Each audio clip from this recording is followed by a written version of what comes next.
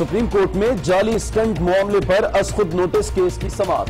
Drug regulatory authority को registration से मुताल्लिक फौरी फैसला करने का हुक्म। हसास मामलात में रिपोर्टिंग पर एहतियात बरती जाए। मीडिया पर बैठकर अवाम में गुमराही फैलाने वाले बाज आ जाएं। ऐसा ना हो कि हमें ये मुज़ाकरे रोकने के लिए हुक्म देना पड़े। Chief justice of Pakistan Saqib Nisar के रिमार्क्स।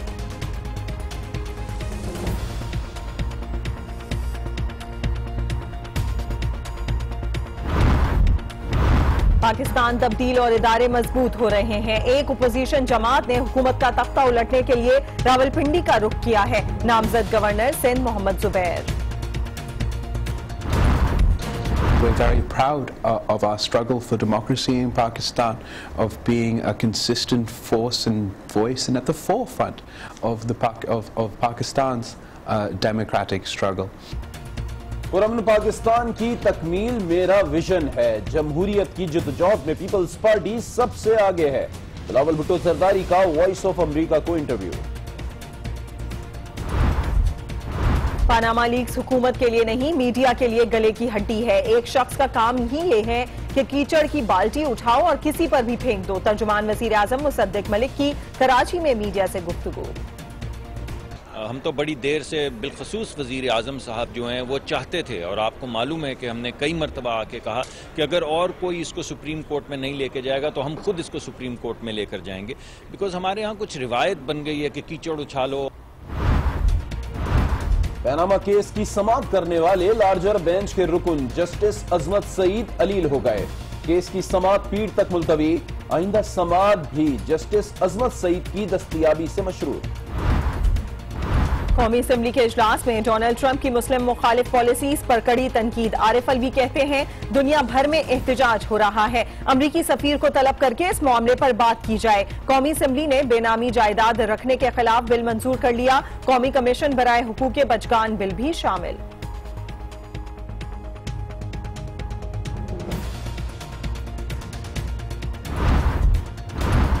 कराची में बिजली की ओवर बिलिंग के खिलाफ MQM का कौमी असेंबली से अलामती वॉकआउट। के इलेक्ट्रिक कराची के अवाम का खून निचोड़ रही है।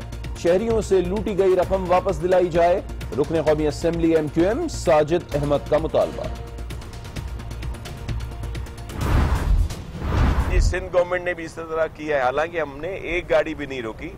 लेटर हमने जरूर लिखे हैं कि वो जो रूल्स हैं उनको फॉलो किया जाए, लेकिन इस पे फॉलो अप होना चाहिए और ये पूरा एक सिस्टम है जिस पर उनको अमल करना पड़ेगा। सिंध हुकूमत ने प्राइवेट टैक्सी सर्विस बंद करने का कोई हुक्मनामा जारी नहीं किया। तख्ते लाहौर के हुक्म से उबर और करीम दोनों कंपनीज को बंद किया गया। वजीर ट्रांसपोर्ट नासिर हुसैन शाह।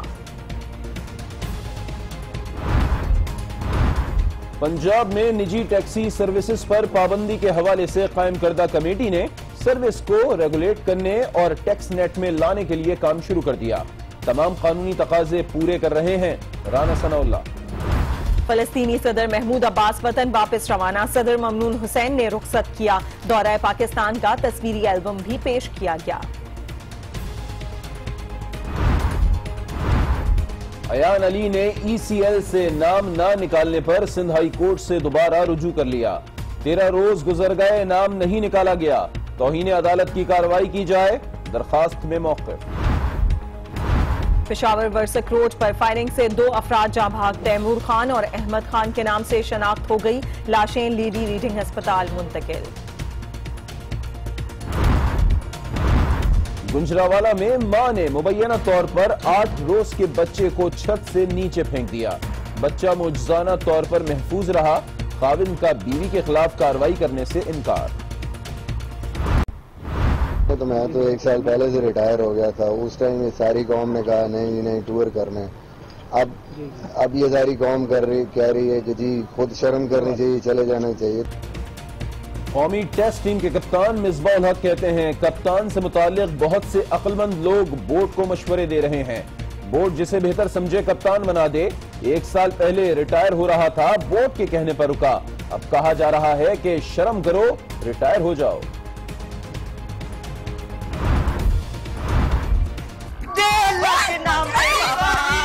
मैंने पता क्या डबल शाह रात को ही अपना सामान उठा के चला गया। वो करोड़िया हमको लूट कर भाग गया।